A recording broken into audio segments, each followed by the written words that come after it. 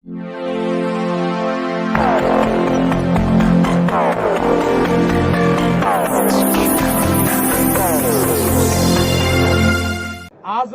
राज्य मंत्रिमंडळाने आपलं जे महात्मा फुले जनआरोग्य योजना आहे या योजनेच्या अंतर्गत 1300 आजार आतापर्यंत अधिसूचित आपण केले होते।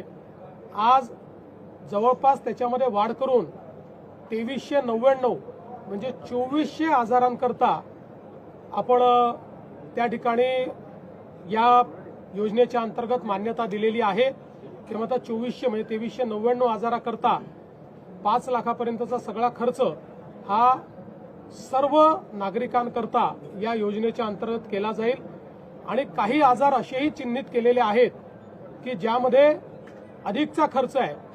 असे जे आजार आहेत त्याही आजारांमध्ये चिन्हित आजारांमध्ये 10 लाख किंवा त्यापेक्षा जास्त खर्च देखील देण्याचा निर्णय हा राज्य सरकारच्या वतीने घेण्यात आलेला आहे। यासोबत अनेक आजारांचे जे पॅकेजेस आहेत हे आता नवीन रेटने म्हणजे काही ठिकाणी आपण जवळपास दुप्पट रेट केलेला आहे त्यामुळे देण्याचा निर्णय केलाय।